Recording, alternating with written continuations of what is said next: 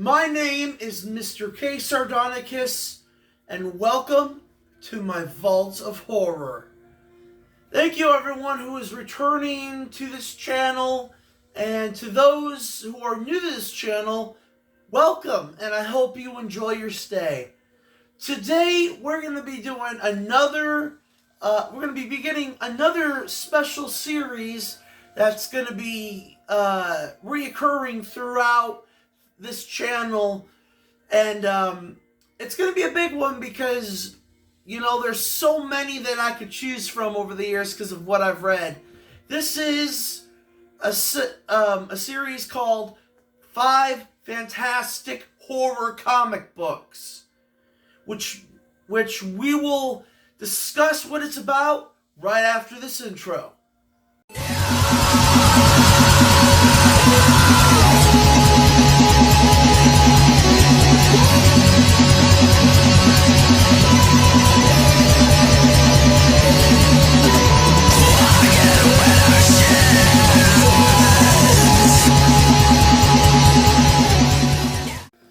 Now, before we begin, please like, comment, subscribe. Let's talk about horror comic books and maybe suggest some obscure ones that some other people in my audience may not have heard of, or I may not have heard of. It probably will take a lot for me to not know what it is, because I've read comic books practically my entire life, so I know a lot. So before we get into this list, we're going to be doing 5 different comic books or comic book franchises that are in the horror genre, and then every new episode of this will have 5 more.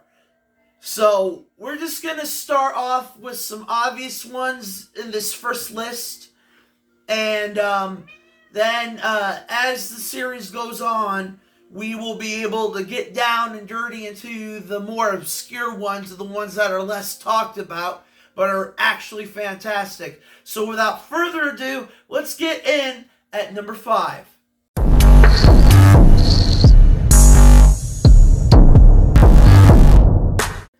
At number 5, we are going to begin with the vampire masterpiece, the 30 Days of Night franchise. Now, below the screen, you're going to be seeing multitudes of different covers of all these franchises that I'm going to be talking about.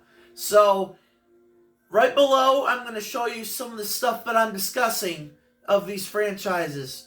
And to start off with is 30 Days of Night. It may have only had 2 movies, but this comic book series, this franchise, has been going on for a while. It's had multiple spin-off series like Darkest Days and Three Tales, and a couple others that you'll see at the bottom of the screen. And then on top of that, DC and IDW Comics did X-Files 30 Days of Night crossover, which was absolutely incredible. I grew up reading the 30 Days of Night franchise, like starting when I was in 7th grade, and I was blown away by it. It is literally one of the most creepiest, most visceral, and disturbing atmospheric horror comics out there, and it's been out for years, and they've been able to do so much and expand the lore on the vampires throughout the spin-offs and the little one-off books and the original series itself. You know, it's unfortunate that the movies weren't exactly able to dive into the comic books all that much, but the first movie did a better job than Darkest Days did. And so, like, I feel that, you know, the comic books are just superior to the movies in every single way. So, I gotta give number 5 a mention to 30 Days of Night franchise.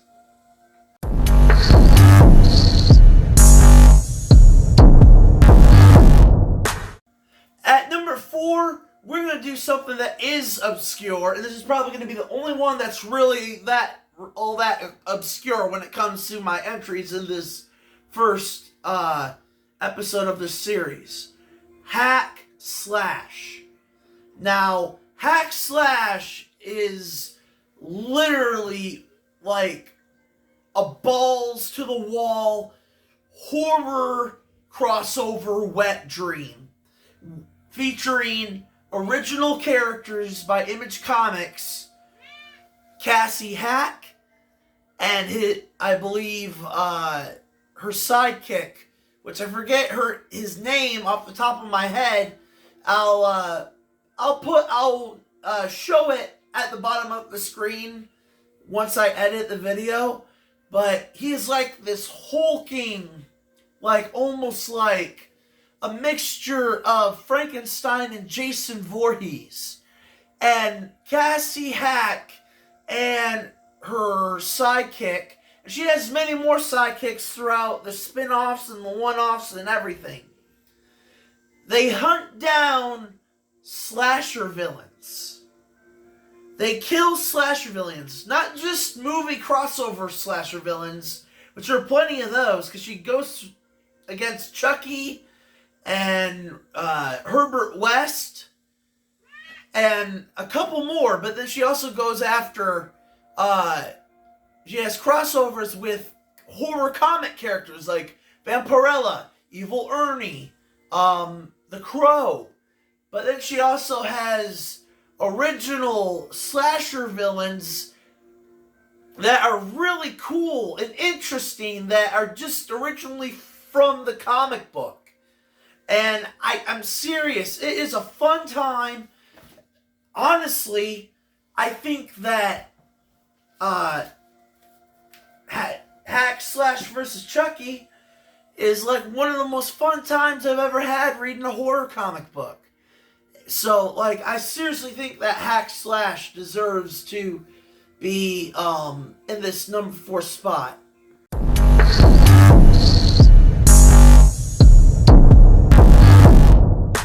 At number 3, we're going to do an absolute classic, but it's actually very hard to find anywhere.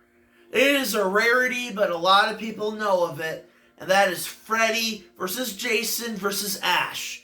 Freddy vs. Jason vs. Ash was a direct sequel to the horror movie crossover Freddy vs. Jason.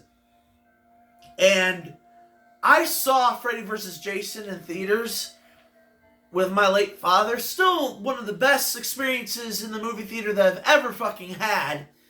And so when they came out with the comic book sequel, I immediately wanted it. And I never missed a fucking issue. This is one of the best crossovers and horror sequels that isn't like made into a movie. This will probably never be made into a movie. I guarantee it will never be made into a movie. Maybe a fan film? Sure.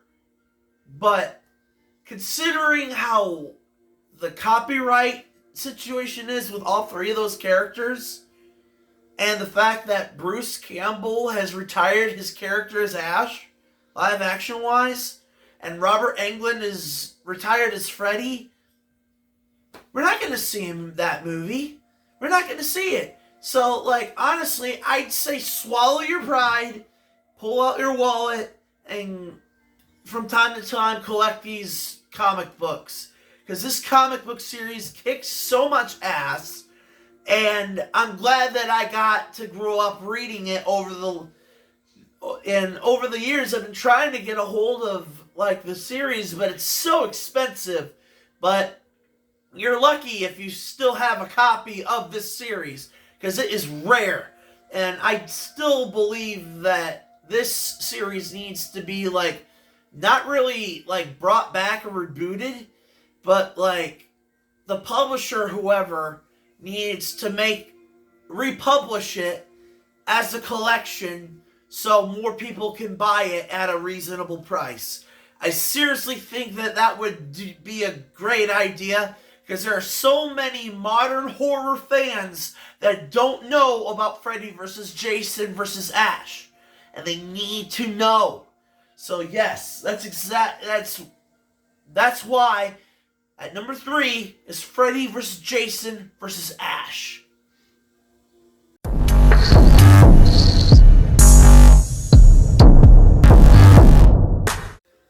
At number 2, we're having our first horror anthology entry in this new series.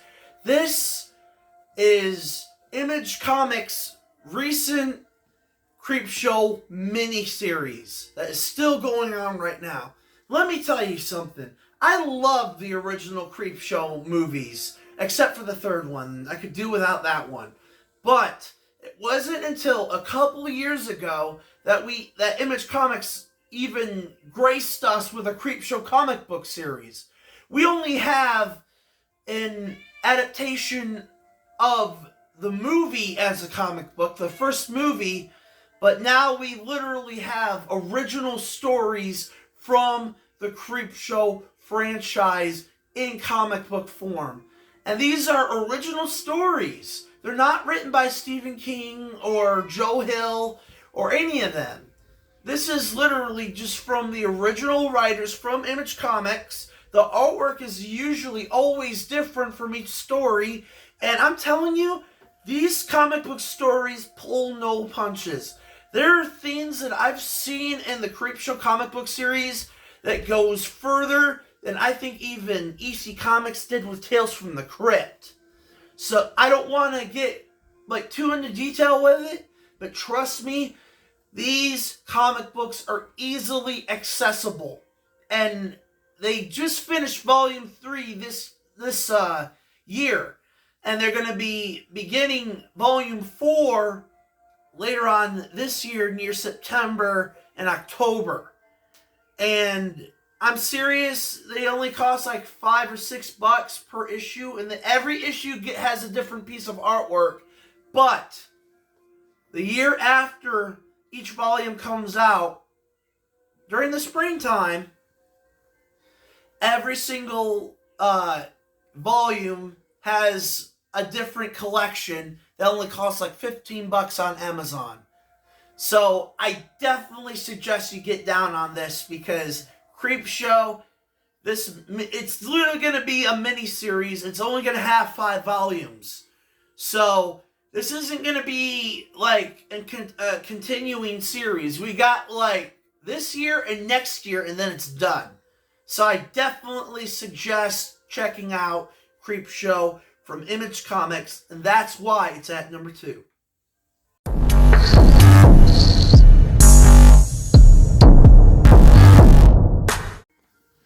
At number 1, I'm just, I know that this is like an obvious choice, but I just want to get this entry out of the way so I can mention more obscure stuff in future episodes of this series.